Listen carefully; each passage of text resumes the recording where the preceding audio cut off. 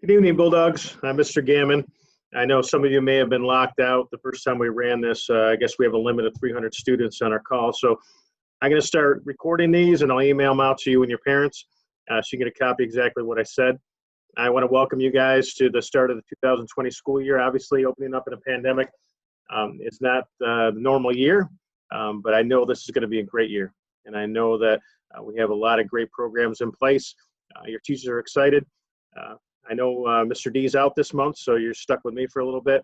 But we have Mr. Amy, an old superintendent from Avon. He's going to be helping out. But it was really fun to see faces on the screen today. I wish I was in an auditorium full of kids and we were engaging. But, you know, this is the world we're in, and we're going to make it work because we're Bulldogs, we're tough, and we're going to have a great year no matter what.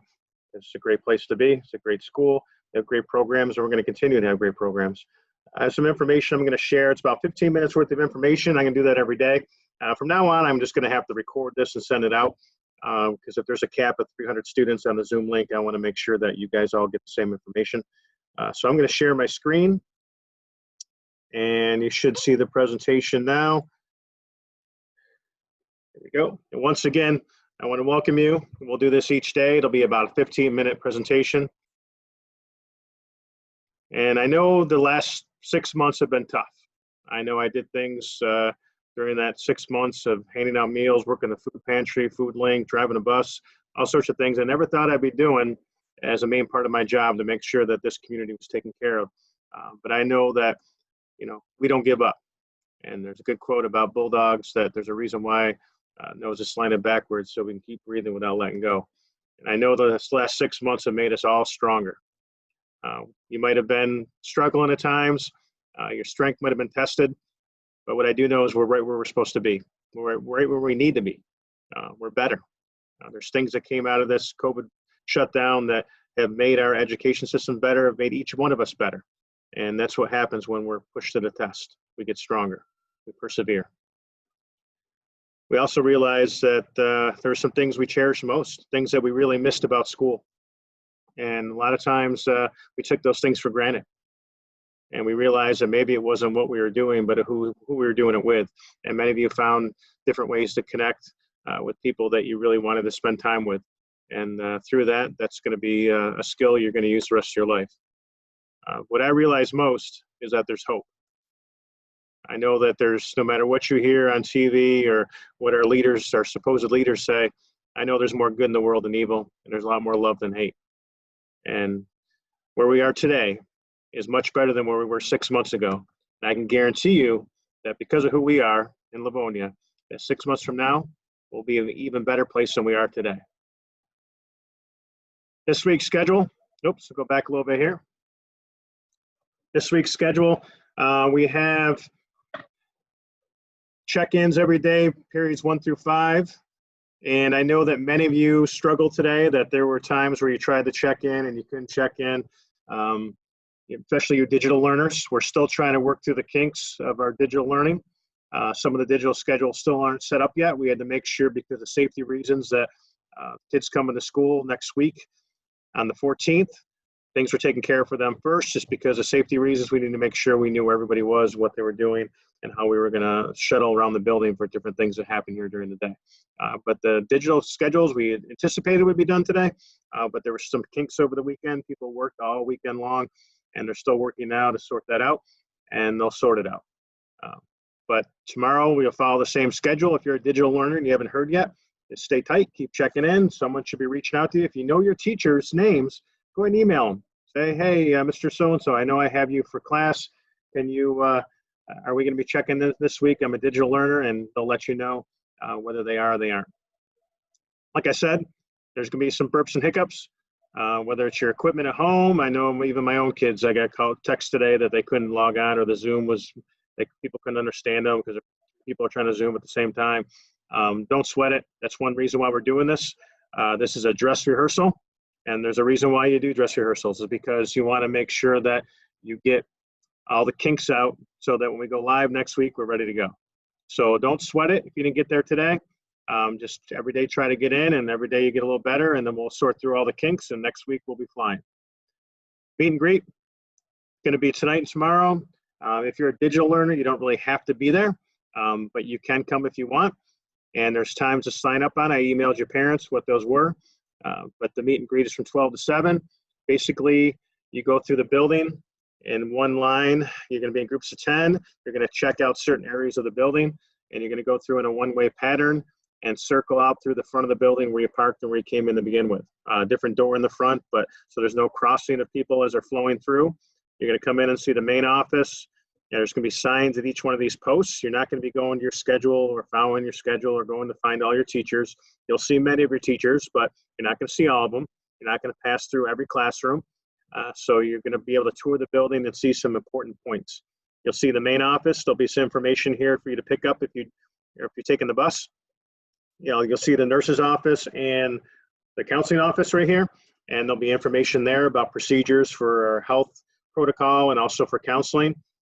There won't be a lot of handouts. You'll get a map when you come in and you'll grab your bus information. But other than that, you can take pictures of signs that are up at each location and have that information that way. You'll check out a study hall in the large cafeteria. You'll see the grab and go for food. You'll check out a high school classroom in Mr. Gentner's room.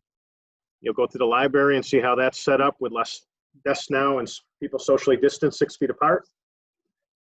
You'll go through and you'll see another sample classroom, Mrs. Maxwell. You'll go down and see Mr. O'Keefe, 6th grade classroom. You'll see Mrs. Nietzsche's class, a 7th grade classroom. You'll lap back around. You'll be able to check out the gym and what protocols are going on there. You'll be able to check out the fitness center and the auditorium. And then you'll go through and see one more sample classroom before heading out. So once again, it'll be a flow. There'll be link crew leaders here at these stars kind of helping you flow through, and you'll be able to check those locations. Hallway traffic. When you get to school, tonight for the orientation or next week, there's going to be some one-way halls. The English hall is one way, where there's also Lote and Mr. Green's health. Social science hallway is going the other way, and math is going this way. When you come up in the middle school, you got to come up down here by the gym, and when you go down in the middle school, you got to go down over by the science wing. Middle school hallway is going to flow both ways. The auditorium and gym hallway is going to have a two-way flow also. The main hallway will flow in from people coming in from two different directions, from parent pickup or getting dropped or walking or driving. It's going to also flow down this way so we can have a grab and go for lunches and get through here for both directions. It's all marked with arrows. If you get to a spot where you're not supposed to go, there's going to be a table there with a sign saying do not enter. So it's all going to be self-explanatory. And like I said, the first couple days, you'll figure it out. And then it'll help. We won't have bells. We're not going to have lockers either. So we'll release kids to the next class. So we'll release by classes. We'll say all 6th graders, you're now released to go to your next class. In the high school, you might say, okay, everyone go into room 118, 226, 210, and 212. You guys are all released right now. And then we'll release everybody. And then we'll do that in 4 shifts. And you won't go to the bathroom between class. You won't go to the office during class, between class. You'll have to go straight to class because we got to get quarter of the building moving, get the class into the next quarter of the building. And it should happen pretty quick. We should be able to do it in 5-10 minutes tops. But once you get to class, your teachers have been told, a little different than the past, hey, the kids have to get straight to class. And then once you're in class, you've done some work, maybe you got to do some warm up, go over your homework, whatever.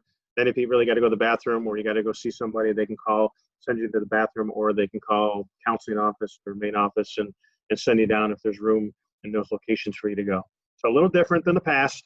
But once again, all you need to know is go to your first block class. They'll help you, and we'll announce where you're going for your next class.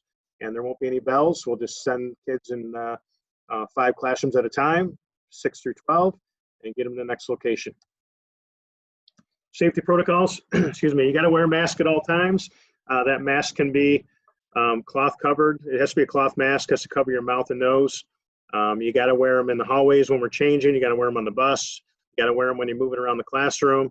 We will give 2 masks per student, and you won't be able to take breaks in certain classrooms, not every classroom, but certain classrooms where you're spread out 6 feet or you're behind barriers, you'll be able to take a little break. But other than that, you should be wearing your mask. Classrooms will look like this. You have the barriers set up. You have usually in groups of 4, and there's usually 20 or less students in a classroom. If we can't get 20 or less in a classroom, there's only like a handful, 6 through 12, where that happened. We have like the old middle school library. We have the auditorium where a couple senior classes are going to be. So we moved you to bigger spaces, but it really, almost every class in the building, 612, is under 20 students. When you get to music and band, you'll be in the auditorium at different spaces, or you might be outside more in PE, but you'll be spread out sometimes 12 feet, depending on what you're doing. Hygiene, every classroom is going to be cleaned more frequently. Same with bathrooms, they'll be cleaned multiple times throughout the day. Surfaces that can't be cleaned, we're moved out. We're going to limit sharing in the classroom. If we do share, we ask you to maybe you want to bring wipes or have them in your bag, but we'll have different things for you to use, but you might have to wipe things down, use hand sanitizer. There'll be hand sanitizer in every classroom. So you'll be encouraged to use that whenever you're sharing, just like when you go to Wegmans and you grab the cart. Block scheduling.